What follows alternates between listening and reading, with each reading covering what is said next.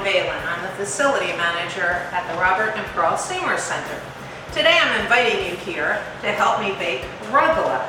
I'm sure most of you know what rugalach is, but for those who don't, it's a rolled pastry from Eastern Europe.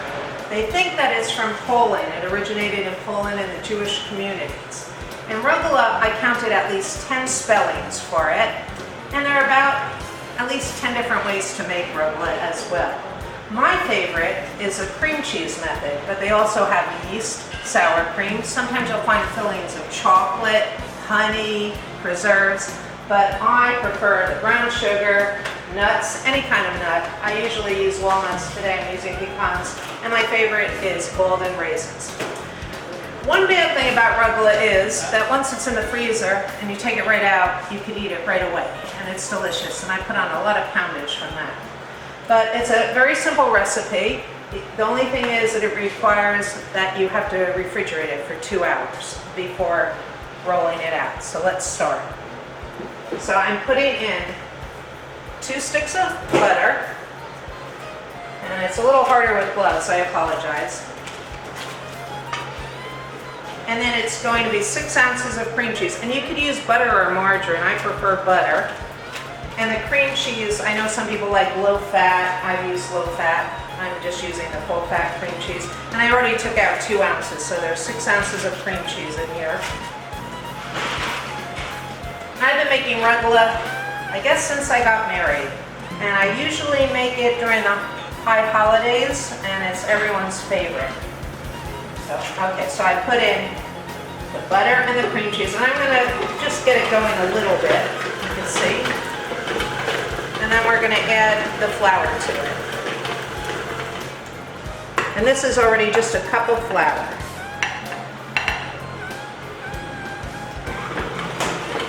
Whoops, and it is messy, but so am I.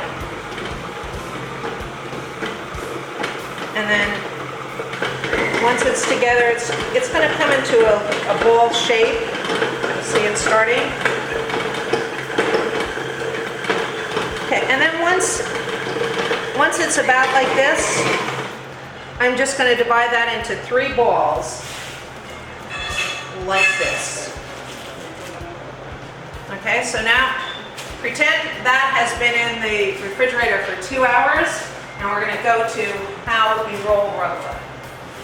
So this is a cup of powdered sugar. I'm going to use 1/3 of it for this ball. And it's really important that you want to just keep on using this like flour and get it so that it keeps on absorbing the powdered sugar. And you want to roll it into a nice circle. It doesn't have to be exact. Just keep on flipping it over to absorb the powdered sugar. I like a nice big circle, and you can cut it into maybe 12 or 16 pieces. You can see already I'm making a not such a great shape, so I'm going to try it again. But you want it sort of pie shaped, circular. There, that looks better. And then what we're going to add to the top is a brown sugar, nuts, and golden raisins. So I already put in a cup of brown sugar, and then we're going to put in half a cup of golden raisins. Here's my half cup measure. And you can be a little generous. And then a half a cup of pecans. And I like the chopped ones to pieces.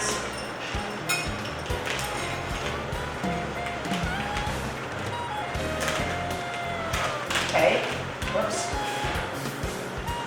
Right now I'm in the Robert and Pearl Seymour commercial kitchen, which is much nicer than my kitchen at home.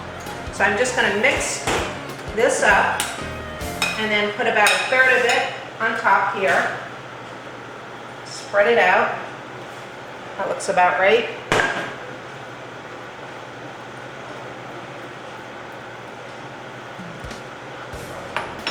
And this recipe is from the Brandeis cookbook. I received that as a gift, I believe, for one of my engagement presents, and I haven't stopped using it. You can see how well worn it is. I think this was my mother's copy. You can tell that she probably never opened it. So I'm just going to cut these across and over. And then just from the fat end, the wider end, Just roll it up like a crescent and put it on the cookie tray. And that's it.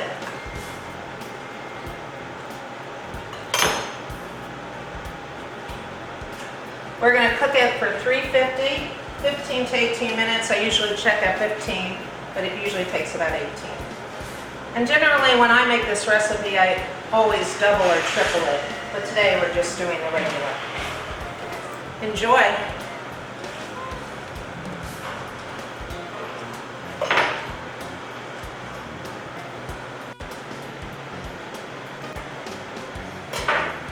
Oh, I didn't mention what rugalach, where it got the name.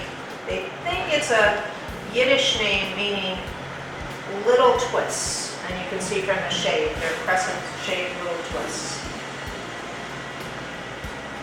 I think it's very popular in the US and Israel.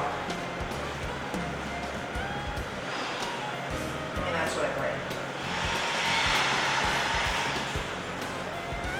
We're just about done with this batch.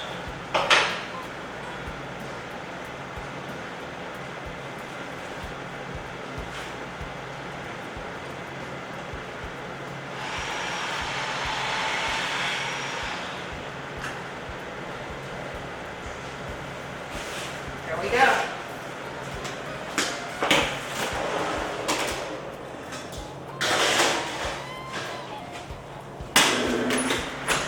And I'm going to put the timer on for 15 minutes and that's it.